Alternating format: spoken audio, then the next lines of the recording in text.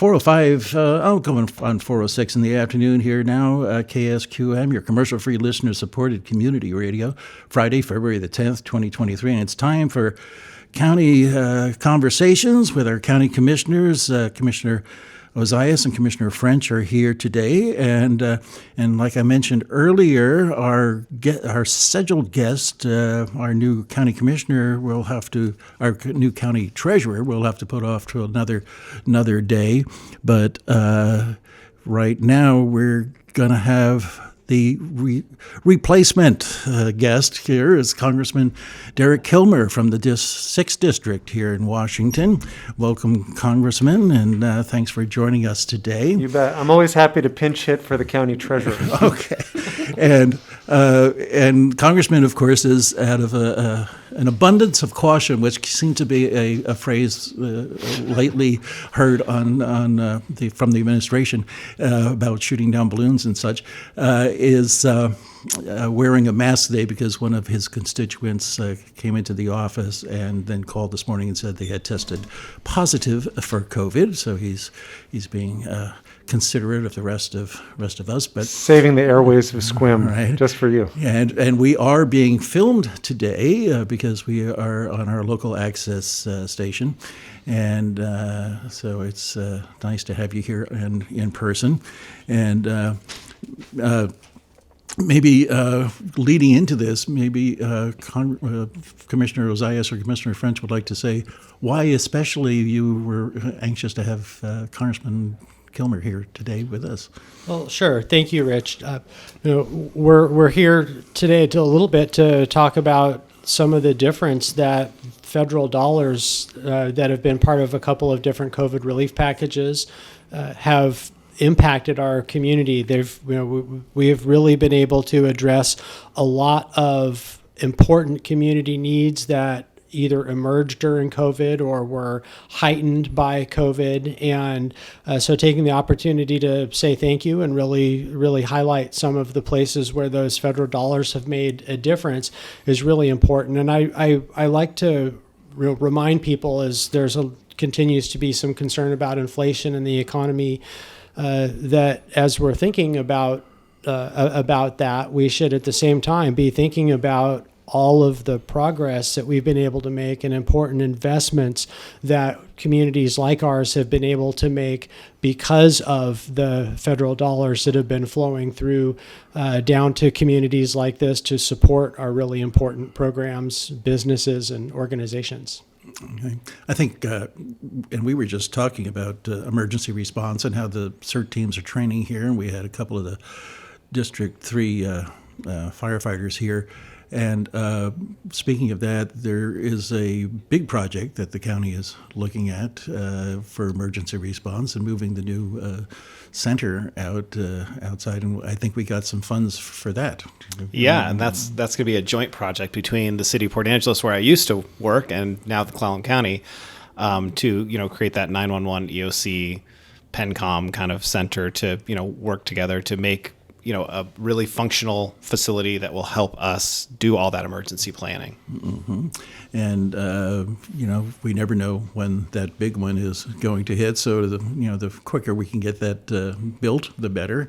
And I think we did get some federal dollars with that recently. Yep, in the spending bill that passed at the end of the year. In December, right? Yep, there was funding included for the Emergency Operations Center and for a few other projects in Clallam County. Yeah, a couple of tribal projects were included in that as well. You got it. I want to say I'm relieved, not just that the commissioners invited me to join them, but when Commissioner Ozias said I was coming on the radio, he said it was because I had a face for radio. And okay. I'm glad he didn't mention that when you asked why he invited me. Okay. So, well, you do now, certainly with the mask on. So, and you mentioned that you have been on radio during your college days? I hope no one ever finds audio from those performances, because I don't have the radio voice that you do, and two, I did sports talk radio, and you just could never control what calls came in. Let me just put it that way. Okay. And in Princeton, right? Yeah, yes. For undergrad. Yeah. Okay. I'm very familiar with Princeton, being a Jersey boy myself. and stuff. So yes, well, welcome back on the air here, and we're doing Precious Memories this week here. We're going up to Valentine's Day, and I want to quickly mention that you've got a special project you do, Valentine's for Vets. You want to talk about that a little bit? Yeah, we sure do. I represent more military veterans than almost anybody in Congress. We're a stronger region because of that, because we have men and women who serve this country who choose to call this their home and bring their talents and their patriotism and their work ethic and so many other things to our community. And one of the ethics that I've tried to carry into this job is if you serve this country, we ought to have your back. We have a lot of retired veterans. We have a lot of folks in the Retzel Veterans Home in Kitsap County, many of whom are far from family, many of whom are older and have lost a lot of their loved ones. And so one of the things we've done over the years is we've invited folks to contribute Valentines that we then deliver to veterans in our veterans home, just as a pick-me-up, as a little appreciation, and as a little way of showing some love for those who served our country. Mm-hmm. And for folks who are interested in doing that, you're welcome to, I have got an office in Port Angeles. If you've got a Valentines that you want to stop off, we're happy to take them and get them delivered. Okay, and you've got an office in Port Angeles, but you also have one in Bremerton as and well, one yeah. in Tacoma You as got it. well. And to get specifics on those locations, you have a website that You people got can it. go It's to? just kilmer.house.gov. Okay, pretty simple. More You got it. simpler than some of the other ones we have around here. So you're tuned to KSQM 91.5 FM, Sequim, Washington. We're here with Congressman Derek Kilmer and Commissioners Ozias and French from Clallam County with County Conversations. And since we were talking about our support for vets here at the radio station and through Congressman Kilmer in Washington, that was Irish Dement singing about that wall in honor of the Vietnam veterans. So, and we are doing Precious Memories Week here at KSQM. So once again, if you want to call in and request a song and a precious memory, 360-681-0000, and you can maybe do a little contribution since we are listener-supported community radio.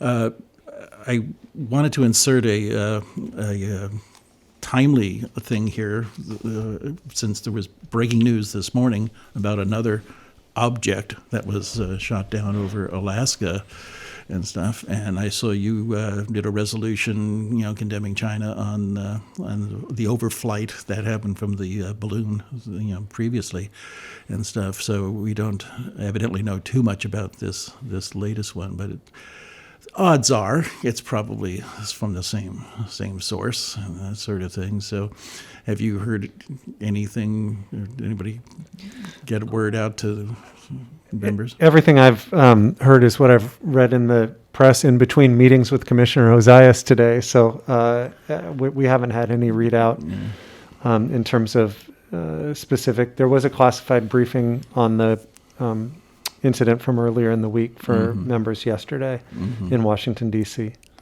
And and then it came out that there was maybe several that had happened before and that we didn't know at the time. I'm wondering if NORAD isn't so focused on subsonic and supersonic planes and missiles that slow-moving objects were overlooked a little bit.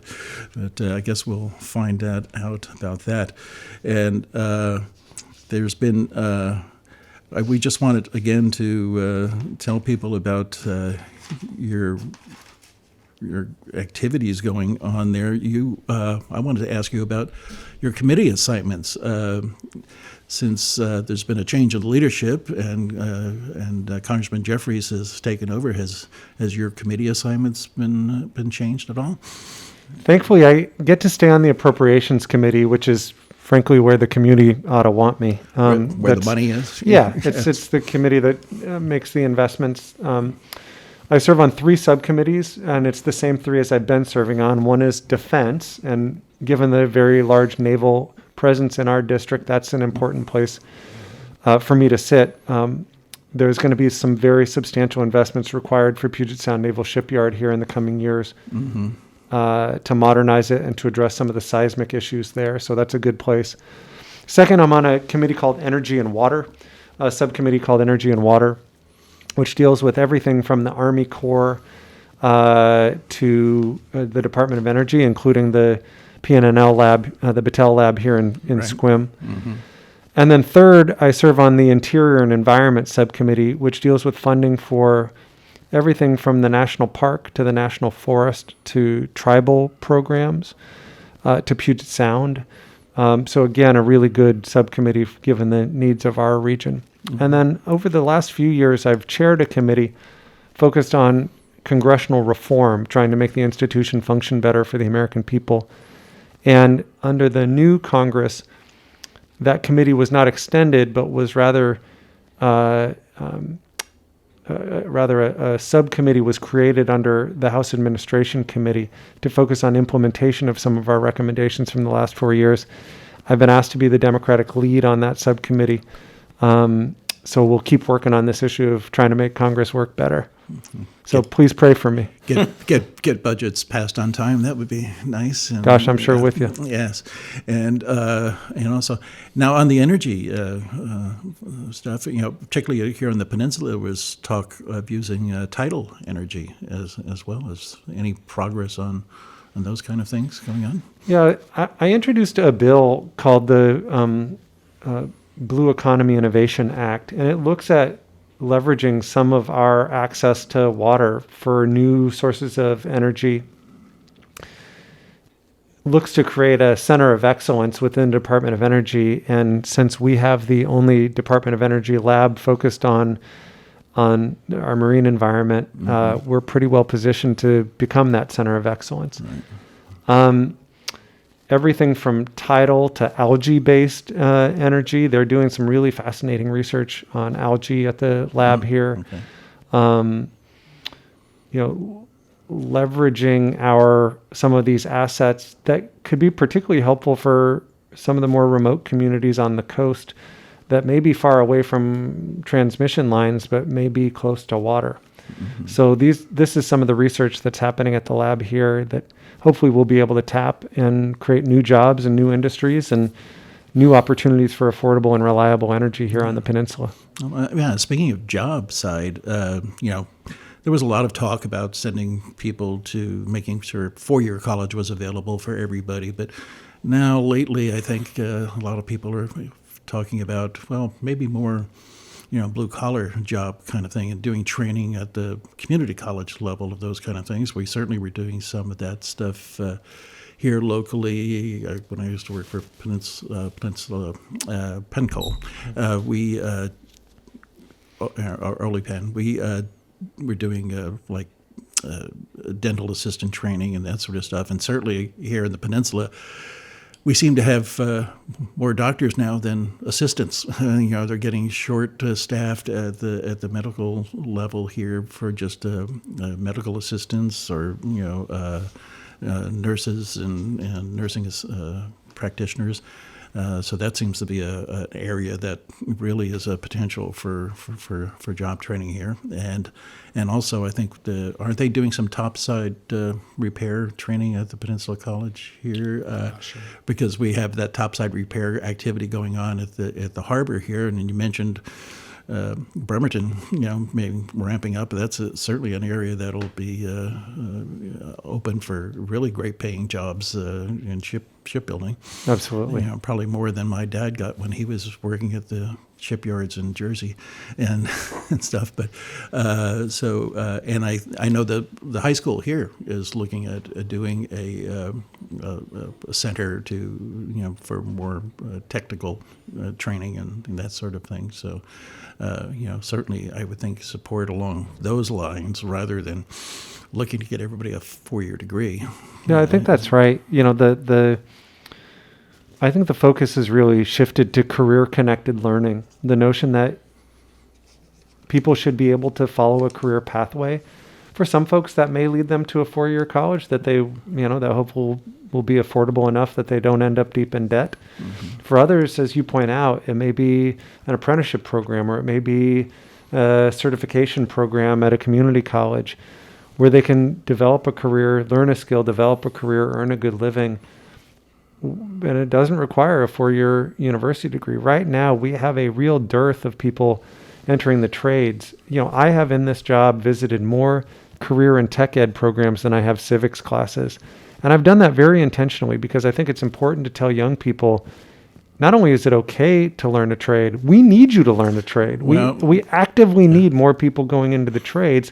And for too long, I think you had elected officials sort of disrespecting the notion of taking shop class or taking a career and tech ed program. So I've really tried to counter that and let young people know, hey, we really need you to do this. Well, if we're talking about bringing jobs back to America and rebuilding America's industrial base, that kind of fits in with your work on defense committee. I mean, recently there's been discussion that perhaps we've been sending so much material to Ukraine to help them out there that it sounds like some of our commitments to like Taiwan are being pushed back a little bit because we haven't got the capacity to do both. And we need to pick that up. It kind of reminds me of when I was in the armored cavalry in the 70s, and we sent a lot of M60 tanks over to Israel because of the Yom Kippur War and the Six-Day War and that sort of thing, and we were hampered not having the material here to do the training that we needed to do as well. So, but if we're going to do that industry, you got to be having the people that are going to do the jobs as well. So, but of course, it varies region to region. Like you're talking about, our region has very kind of specific opportunities here for jobs and job training, and besides the resources. There are a couple industries that are, well, there are more than a couple. There are a number of industries that where there's need all over the place. So you mentioned medical professions. We have a real need for more people entering nursing, more medical assistants, some of the subspecialties under medicine. And while we feel that more acutely in rural Washington, we feel it all over the place.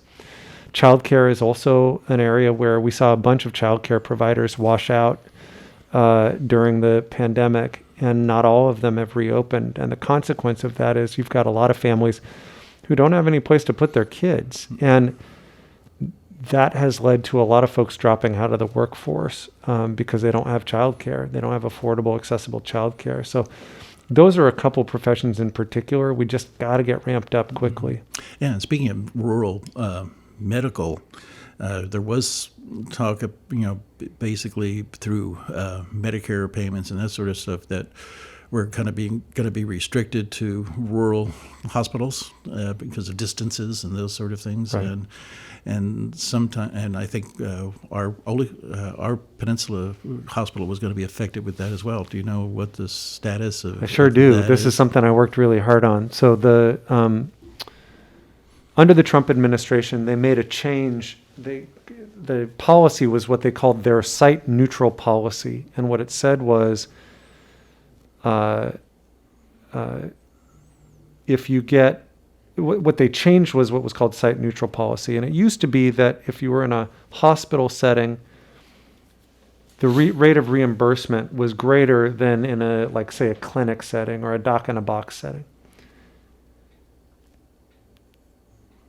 What happened was you had entities like OMC that had the mothership campus in Port Angeles, and then had a substantial campus here in Sequim. But the change made by the Trump administration said that they could no longer charge hospital reimbursement rates under Medicare and Medicaid here in Sequim, and it constituted about a 40% cut in reimbursement. The overall cost to OMC, I think, was going to be $39 million over 10 years. So a huge hit to their finances. I introduced some legislation to change that, and then got language in a appropriations bill directing the Center for Medicare and Medicaid Services to rethink that, looking specifically at the needs of sole community hospitals in rural areas. We're one of those. Mm-hmm. And to the credit of the Biden administration, they just adopted that rule, saying we're going to unwind this for rural communities. And the consequence of that is saving Olympic Medical Center about almost $40 million. Mm-hmm. Yeah, and we obviously have a lot of rural hospitals in Washington State, and particularly over on the east side, Yeah. where I spent some time over there.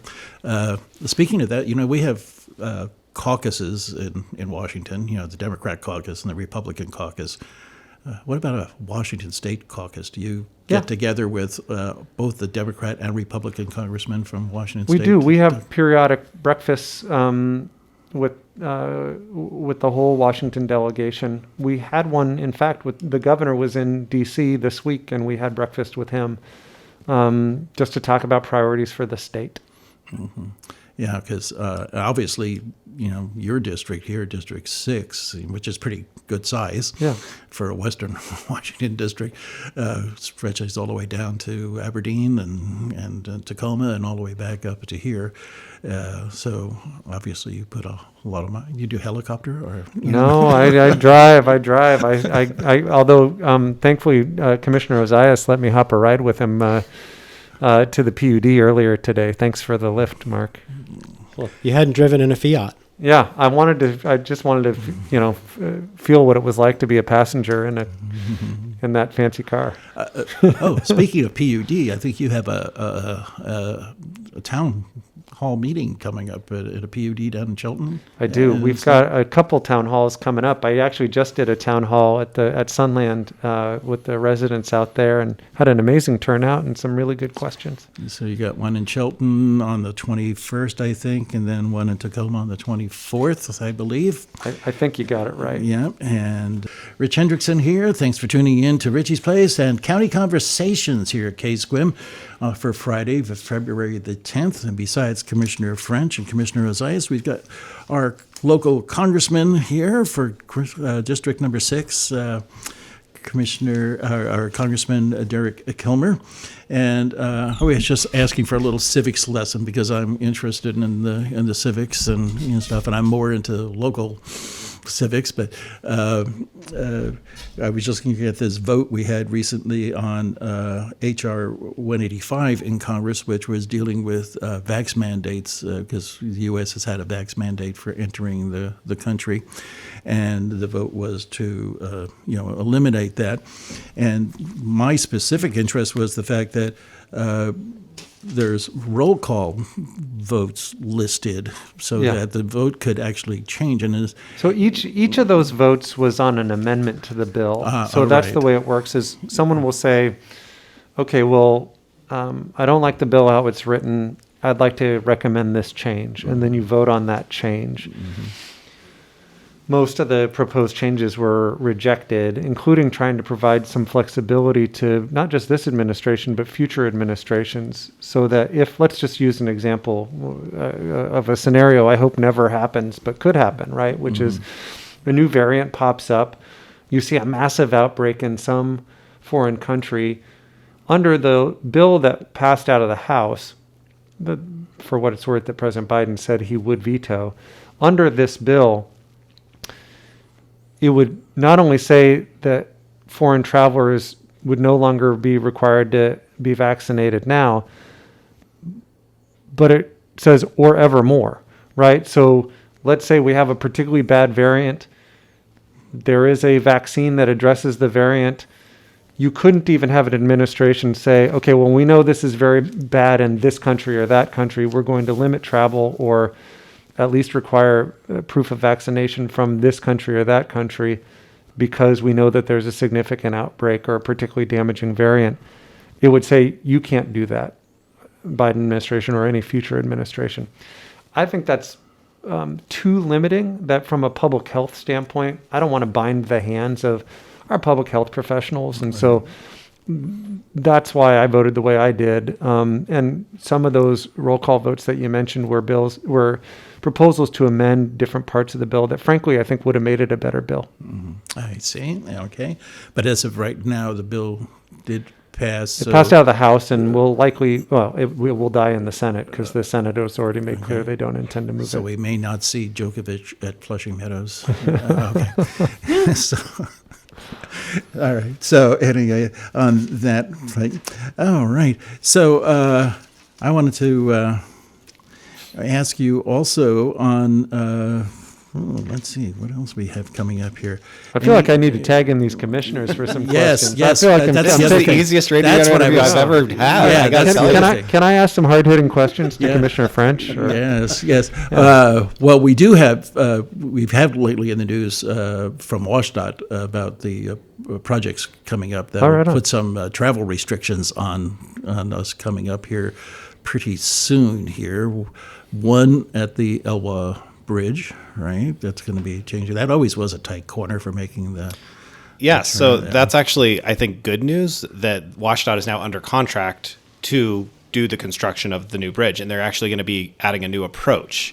So the good news about that is we'll be able to use the old bridge while construction is going on, which will really limit the amount of time that particular point will be Right. closed when they just do the changeover and the tie-ins for the new bridge. Right, and they're changing the left turn there into the Olympic Hot Springs, going up that way, right? Because that was always on that very fast curve Oh, going it's- into yeah. the bridge, and it was Yes. not very safe. Not at very all. safe. Not And very so that safe. whole approach is going to be, I think, a lot smoother Right. and safer. Right.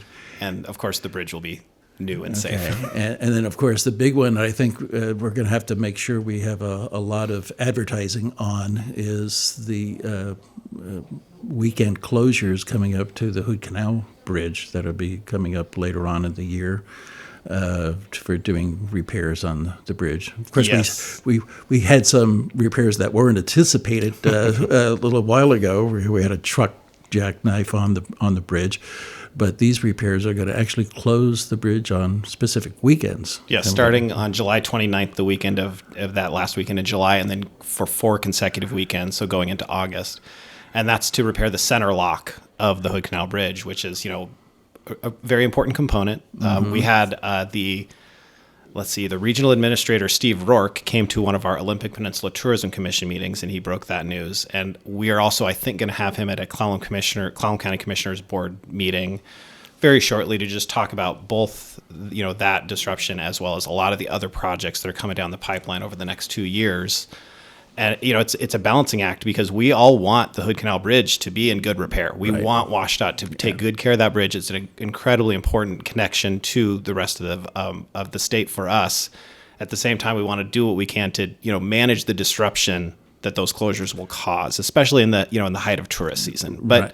like you said, if we do some good advertising and we do some good work, we might actually get some extended stays from a lot of our tourists. If we can convince them to come over on Wednesday and Thursday, Right. skip the traffic, stay the whole weekend, Yeah. So, It's at least it's not as bad as the last time and having to do ferries and all of that sort of and stuff. I will say that there's some people that really, I think, wish that we would have kept those passenger ferry terminal docks there. Oh, but really? Okay. unfortunately we didn't. Well, it kind of shows the importance of redundancy in a system, so, maybe a little, another bridge over down by Seebeck, across from Bremerton, could get people onto the other side in case something ever did happen again to the Hood Canal Bridge would be important, particularly if we have some kind of disaster here. We're totally cut off, that sort of thing. The other major project, let's see, right now we're sort of on hold for the Town Road project, Commissioner Ozias. Yeah, no, we're still sorting through some of the unanticipated costs that resulted from compressing our construction schedule, and I expect that we will start talking about what the future of Town Road looks like or doesn't look like probably in the next month to 6 weeks at the commissioner level. So more to come. I'll have more to say next month, I suspect. Okay, and of course the other thing is the long-awaited finishing of the bypass off ramps here on the east end of town, and fixing some of those other dangerous connections to Highway 101. Right. Yeah, that's something that all of the local partners have really been advocating for. There's going to be a fish passage barrier replacement project where Johnson Creek flows under Highway 101, which is in between Happy Valley Road and White Feather Way, which takes you down to the John Wayne Marina. Right. And it's been a long-term priority of the city of Sequim and the region to complete that interchange at Simdars, as well as make some safety improvements at the Happy Valley and Palo Alto intersections.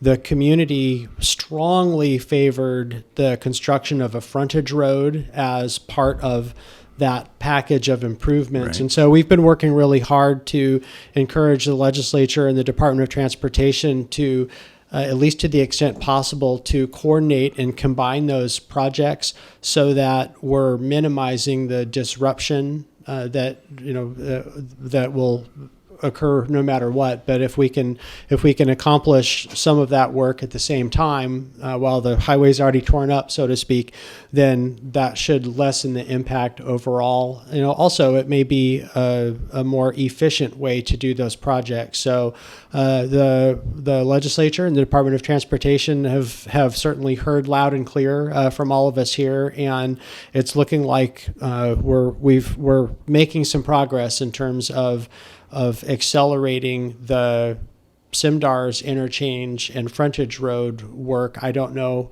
yet if it's all going to happen at exactly the same time, but we're definitely making good progress in that direction. You're right. It has been a long time. I was pushing it hard when I was the planning director and on the regional TAC. But so it's been, let's see, when I came in 98, so we were building the bypass in 98, so it's been since then that we've been looking for that. So it would be important. We're going to wrap it up here at the end of County Conversations. You're tuned to KSQM 91.5 FM, Sequim, Washington. So any last words, Congressman, about what people can expect going on here? Let me just say a couple things. One, I want to invite folks, if they have an issue with any federal agency, to call our office. Half of my team is caseworkers. So if someone has an issue with Social Security or the VA, or lately it's been a bunch of folks traveling for the first time and didn't realize they have expired passports, we can help with those sorts of issues. I also just want to congratulate and applaud your county commissioners who do such a good job on behalf of the people of Clallam County. They've been terrific partners to me as we've navigated some really tough times over COVID, but have been really helpful in just thinking through some of the priorities of the community and making sure I'm aware of how I can help out. And as someone who grew up here in Clallam County, I just feel very grateful to have such terrific partners in your commissioners. Okay, and any last words from our commissioners here? Well, we were talking earlier about Congress and a lot of the issues they have. And from our perspective, sometimes it seems really dysfunctional, but we're really lucky, I think, to have really functional and effective federal representation who always has an open ear for us as local officials. Before, when I was in the city council or now as a county commissioner, we always have really great conversations with our federal representatives, including Congressman Kilmer. So we're really lucky. And, whether it's on projects that we're really focused on or on policy issues, it's always been a great relationship, and we really treasure that. Thank you. All right. And I think next time we've got... let's see, we got another county commissioners coming up, always the second Friday of each month. So coming up here in March.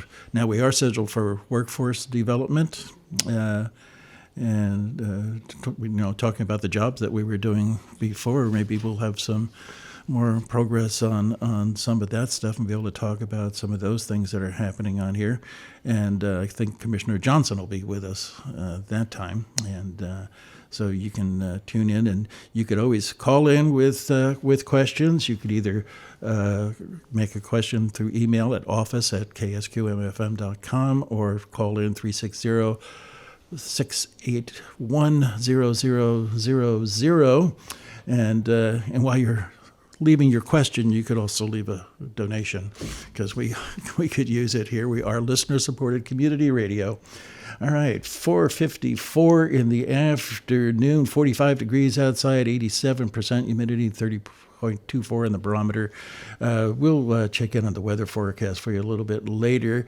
Thank you, Congressman Kilmer, for coming in and visiting with us, and hope you come back again. Thank you. I'd love to. And do that. And Commissioner Ozias, Commissioner French, good to see you again.